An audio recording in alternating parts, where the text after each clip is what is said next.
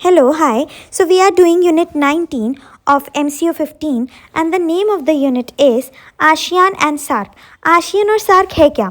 ये दोनों ही regional association है जो इस कोर्स के लिए बहुत इंपॉर्टेंट है. So let us understand. सबसे पहले सार्क के बारे में पढ़ते हैं. सार्क एक एब्रीविएशन है. इसकी फुल फॉर्म है South Asian association for regional corporation. इसकी फुल फॉर्म से ही हम इसके बारे में समझ सकते हैं कि ये साउथ एशिया के नेशंस की एक एसोसिएशन है ताकि रीजनल डेवलपमेंट हो सके, आपस में वो रीजनल कॉपरेशन करके एक साथ आगे बढ़ सकें. तो ये एक रीजनल एसोसिएशन है साउथ एशियन नेशंस की. अब साउथ एशियन नेशंस इसमें सब नहीं है. There are eight nations which are part of SAARC SAARC.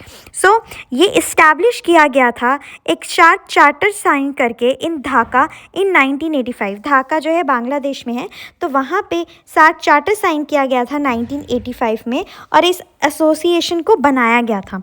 इसके फाउंडिंग मेंबर्स जो है वो 7 हैं. बांग्लादेश, भूटान, इंडिया, नेपाल, पाकिस्तान, श्रीलंका, मालदीव्स. और इन 2007 अफगानिस्तान ने भी सार्क को ज्वाइन कर लिया था. सो इन टोटल अगर हम देखें तो 8 मेंबर्स हैं, 7 founding members and later on Afghanistan also joint SAARC. Permanent headquarters जो है सार्क का वो नेपाल काठमांडू में है. अब ये जो सार्क है, ये जो रीजनल एसोसिएशन है, ये बनाई क्यों गई है, इसके क्या ऑब्जेक्टिव है? To promote the welfare of people of South Asia and to improve their quality of life. कि जो लोग हैं साउथ एशिया के, वहाँ के नेशंस के जो लोग हैं, उनके वेलफेयर के लिए, उनकी भलाई के लिए, उनकी क्वालिटी ऑफ लाइफ को इम्प्रूव करने के लिए ये एसोसिएशन बनाई गई है. To accelerate economic growth, social progress and cultural development in the region and to provide all individual the opportunity to live in dignity and to realise their full potential. कि जो भी नेशंस हैं उनकी economic growth जो है उसको fast pace से बढ़े, वो सोशल प्रोग्रेस हो, कल्चर की डेवलपमेंट हो उन रीजन्स में, सभी इंडिविजुअल्स को ये अपॉर्चुनिटी मिले कि वो रिस्पेक्टफुली रह सके डिग्निटी के साथ एंड रियलाइज़ करे अपना फुल पोटेंशियल. इसके अलावा ये सारे नेशंस जो हैं वो एक दूसरे को आगे लेके चलें, बढ़ें. कहते हैं ना, यूनिटी में ही पावर होती है. To promote and strengthen collective self reliance, कि वो इतनी आपस में स्ट्रांग हो जाएं कि वो सेल्फ रिलायंट बन जाए, उन्हें अपने एसोसिएशन के अलावा दूसरों पे डिपेंड होने की ज़रूरत ना पड़े. To promote and strengthen collective self reliance among the countries of South Asia. Then to contribute to mutual trust, understanding and appreciation of one another's problem. अब एसोसिएशन है ये, तो मिलजुल के डिसीजंस लेना, एक दूसरे की मदद करना, एक दूसरे की प्रॉब्लम्स को समझना, ये भी बहुत ज़रूरी है. इसके लिए भी बनाया गया है.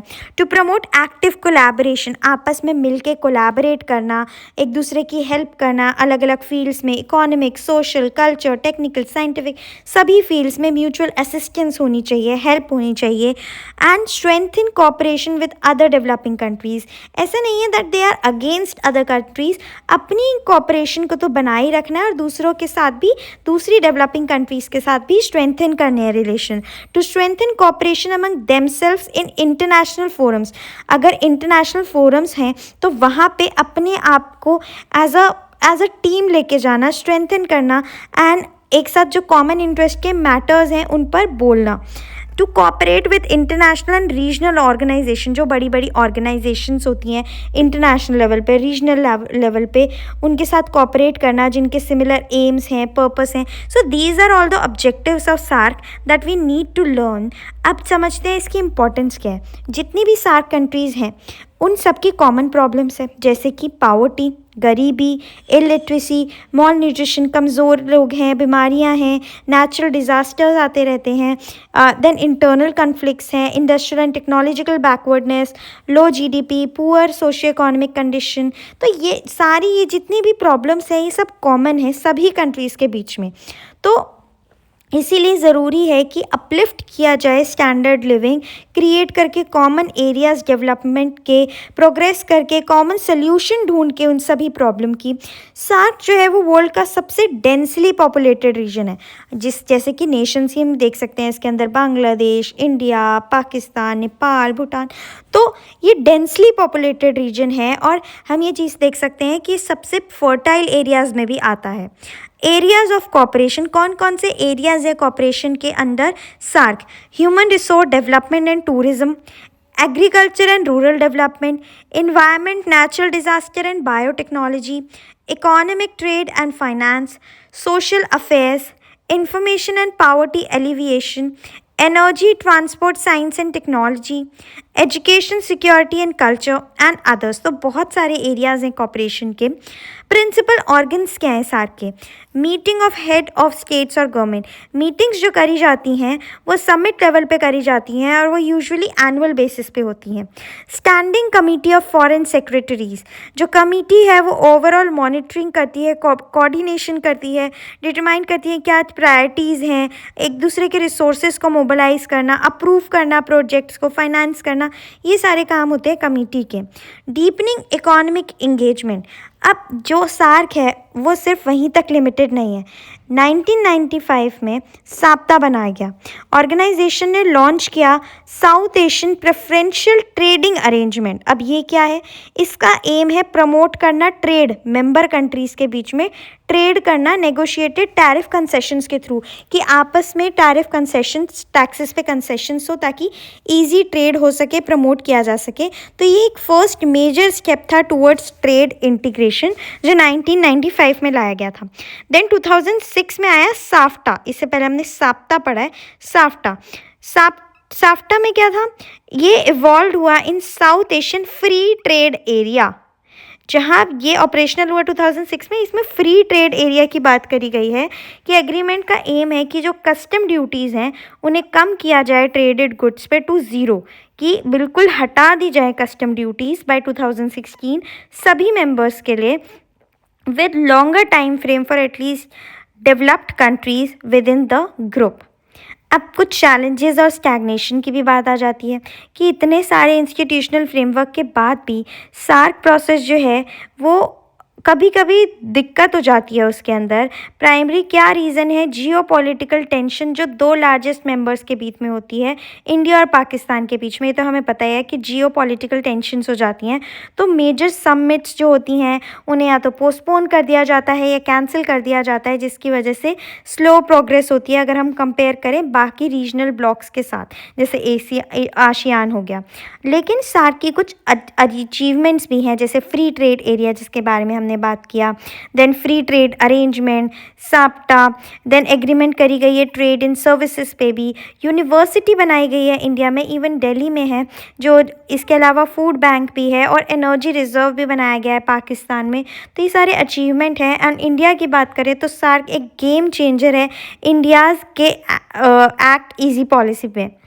सो this is all about SAARC. अब हम आशियान पे आ जाते हैं। आशियान क्या है?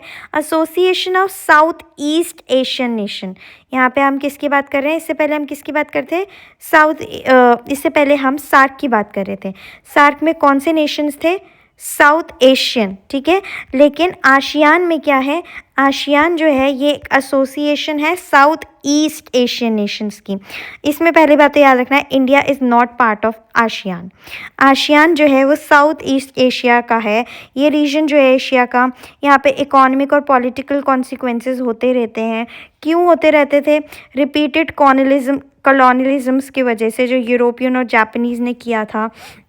At the end of the war, it confronted problems of nation building, the ravages of poverty, economic backwardness, peer pressure to align with great opportunity। तो ये हम बात करें साउथ ईस्ट एशिया की, पहले की, बिफोर द ऑर्गेनाइजेशन, कि वहाँ पे बहुत बुरा हाल था। वॉर के टाइम पे बहुत प्रॉब्लम थी, कोल्ड वॉर हो रहे थे, तो इतनी ज़्यादा कन्फ्लिक्ट्स के साथ जो बर्थ था आशियान का वो बहुत ही ज़रूरी था। अब ASEAN, association of south east Asian Nations, ये बनाया गया था, इस्टेब्लिश किया गया था 8 अगस्त 1967 में। और इसके अंदर जब ये बनाया गया था 5 कंट्रीज़ थी इस रीजन में। 5 कंट्रीज़ थी, Indonesia, Malaysia, Philippines, Singapore, Thailand.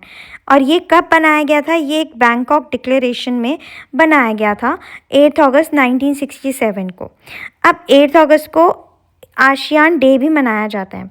जो ऑब्जेक्टिव है आशियान के, वो प्राइमरी था कि इकोनॉमिक ग्रोथ को बढ़ाया जाए through that social progress and cultural development, कि साथ में ही सोशल प्रोग्रेस और कल्चरल डेवलपमेंट को भी बढ़ाया जाए।